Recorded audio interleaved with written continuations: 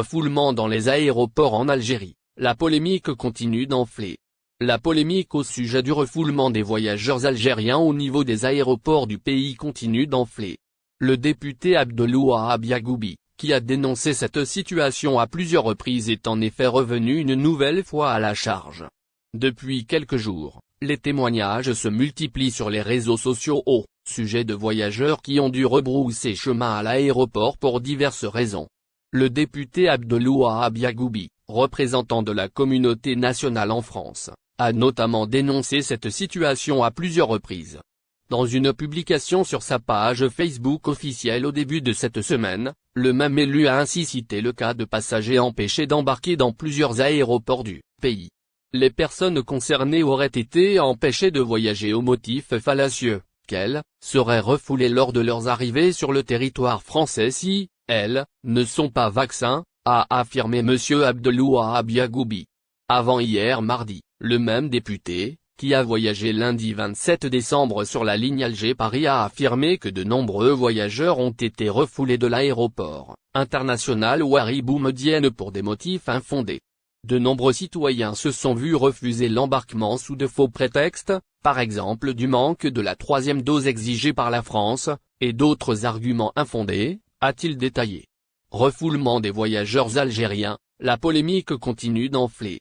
Dans ce contexte, la polémique concernant le refoulement des voyageurs algériens, au niveau des aéroports continue d'enfler. Le même député précédemment mentionné est en effet revenu à la charge une nouvelle fois, hier mercredi sur cette question. Imposer la vaccination en prétextant que ce sont les conditions du pays d'accueil ne repose sur aucun fondement juridique. C'est un abus administratif, s'est-il indigné.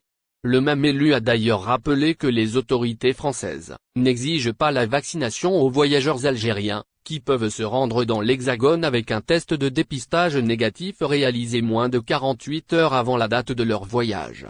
M. Abdelwahab Yagoubi, qui appelle à la nécessité de respecter l'article 49 de la Constitution relatif à la liberté de circulation des citoyens, enjoint ainsi à ceux qui violent la loi, la Constitution et les conventions internationales ratifiées par l'Algérie de cesser d'imposer des mesures arbitraires et de retirer les décisions inviées Air Algérie, validité, modification, revalidation, supplément à payer.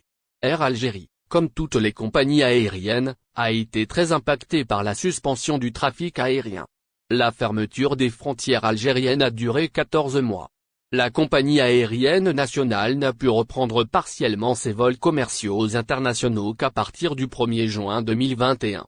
Actuellement, Air Algérie opère une cinquantaine de vols internationaux par semaine, soit près de 15% de son programme habituel. Ces vols, opérés depuis 3 aéroports Alger, Oran et Constantine, représentent moins d'une journée à l'aéroport d'Alger avant la crise sanitaire. Air Algérie, 500 000 billets annulés en raison de la crise sanitaire. Air Algérie doit également rembourser les billets non utilisés. Selon les chiffres officiels, 500 000 billets ont été annulés suite à la fermeture des frontières algériennes en 2020. Sur Facebook, un internaute s'interroge sur un point important, la revalidation des billets non consommés et leur validité. Bonjour, est-ce que les billets achetés en Algérie en 2019 Air Algérie sont toujours valables? Si oui, combien on ajoute le supplément Paris-Alger, demande-t-il. Pour répondre à cette question, il est important de rappeler qu'Air Algérie a prolongé la validité de ses billets jusqu'au 31 décembre 2022. Pour ce qui est de la revalidation, Air Algérie permet aux détenteurs des billets non consommés de changer les dates gratuitement. Billets annulés chez Air Algérie, mode d'emploi. Si un client souhaite voyager immédiatement et revalider son billet en fonction, il reste tributaire des places disponibles sur les vols.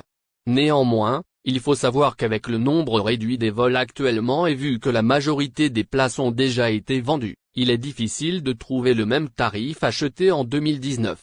C'est pourquoi, le client se verra très certainement proposer un billet moyennant un supplément, si toutefois il arrive à trouver une place à l'heure actuelle. Enfin, le montant du supplément à payer n'est pas fixe, il est généré automatiquement par le système de réservation de la compagnie aérienne. Reprise des traversées maritimes, entre satisfaction et colère de la communauté algérienne.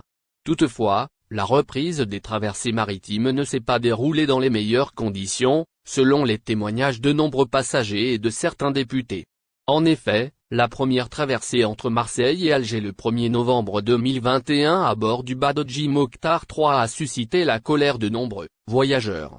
Deux députés de l'émigration Abdelouahab Yagoubi et Tofaïk Kedim ont fait état à travers des publications sur les réseaux sociaux de conditions lamentables du déroulement du voyage de Marseille vers Alger, tant à l'embarquement qu'à l'arrivée au port d'Alger.